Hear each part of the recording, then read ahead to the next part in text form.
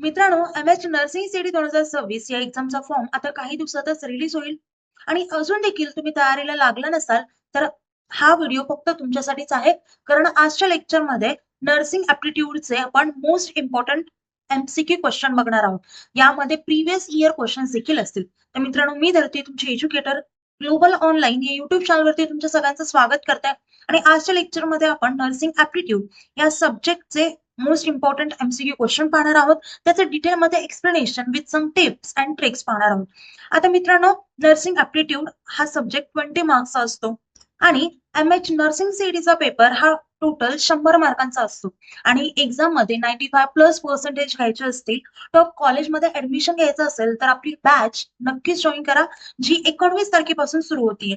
आता मित्रांनो, यामध्ये फुल सिलेबस लाईव्ह लेक्चर्स मिळतील, रेकॉर्डेड लेक्चर्स मिळतील, full syllabus plus chapter wise test series असतील, 2000+ एमचे question bank and full syllabus notes देखील असतील. या सोबतच मेंटरशिप असणार आहे. मित्रांनो, तुम्ही जर पीसीएम सीईटी, पीसीबी सीईटी, जेडबलई, नीट या एक्झामला देखील तयारी करत असाल तर त्याची देखील नवीन लाईव्ह बॅच सुरू होती 19 तारखेपासून. आता PCM CET, PCB CET, NEET, जेडबलई या प्रत्येक एक्झामचा syllabus, exam pattern, exam level हे कम्प्लिटली डिफरंट आहे.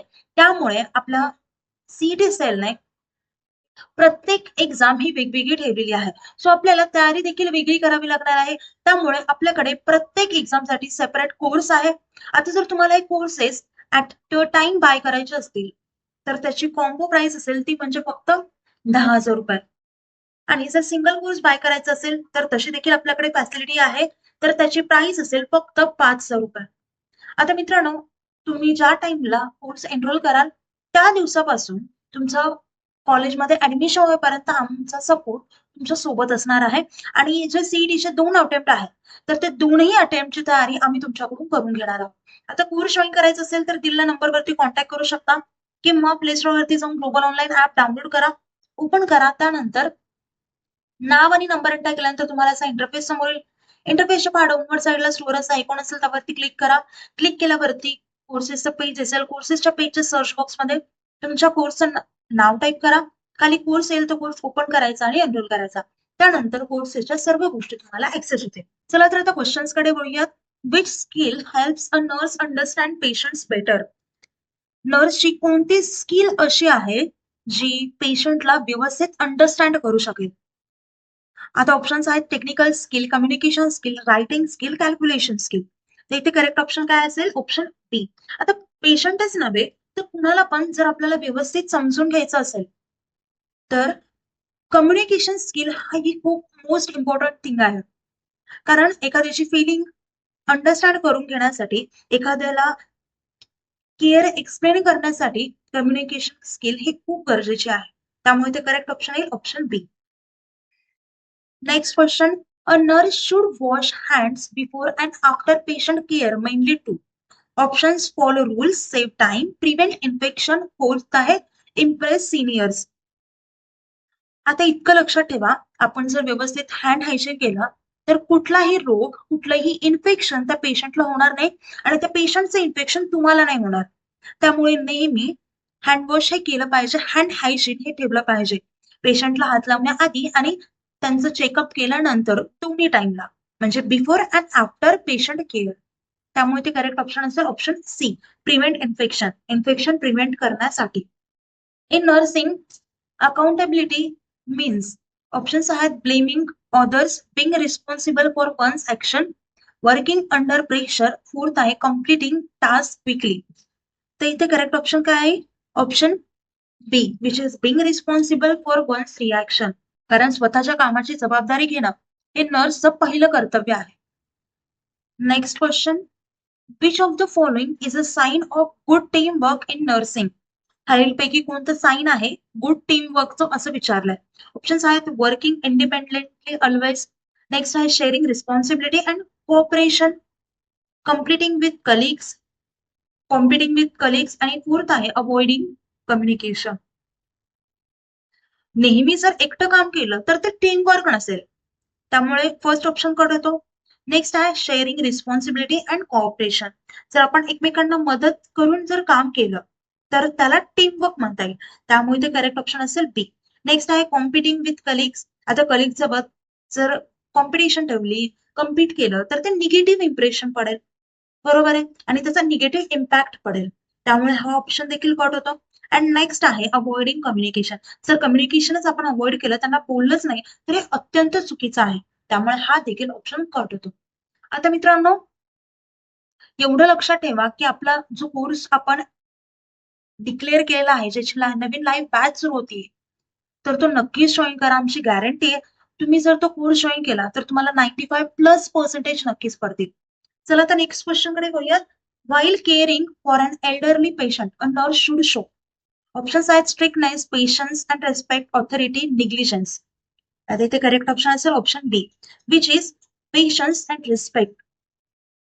जर वयोवृद्ध व्यक्तींना, पेशंटला आपल्याला सांभाळायचं असेल, तर त्यांना टाइमची, केअरची आणि रिस्पेक्टची गरज असते. त्यामुळे इथे करेक्ट ऑप्शन असेल option B. Next question. A nurse notices an error in medication order. What is the best action? Options आहेत administer it anyway, ignore it, clarify with the concerned authority, and fourth आहे ask patient to decide. आता इथे correct option काय पाहिजे, तर option C, clarify with the concern authority. जर एखाद्या medicine मध्ये, ऑर्डर मध्ये किंवा कुठल्याही गोष्टीमध्ये एरर भेटला, तर नर्सनी ते व्यवस्थित क्लेरिफाय केलं पाहिजे डॉक्टर सोबत, किंवा जे त्यांचे सिनियर आहेत तर त्यांच्यासोबत क्लेरिफाय केलं पाहिजे. त्यामुळे ते करेक्ट ऑप्शन असेल option C. Next question. Which attitude is essential while dealing with terminally ill patients. आता इथे विचारलंय, जे लास्ट स्टेजला पेशंट्स असतात, तर त्यांना काय महत्वाचं असतं, कोणता ॲटिट्यूड हा महत्वाचा असतो. Detachment, compassion, fear and difference.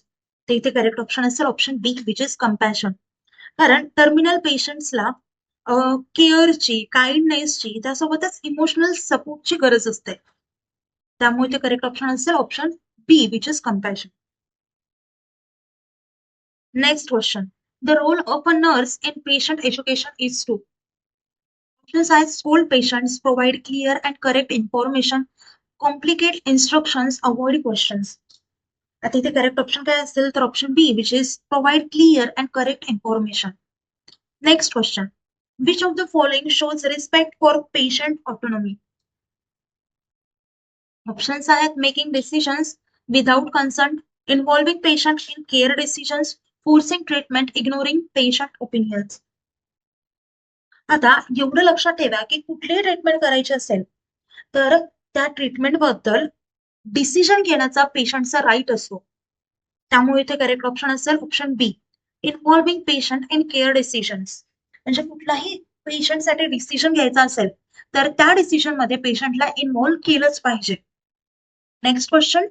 In an emergency situation the nurse first responsibility is to call relatives, save life and provide immediate care, complete paperwork, wait for doctor. इमर्जन्सीमध्ये पहिली सिच्युएशन रिस्पॉन्सिबिलिटी काय असते, तर पहा, कुठलीही गोष्ट इमर्जन्सी असेल तर त्यांना आधी फर्स्ट एड दिली पाहिजे, कारण जीव महत्वाचा असतो.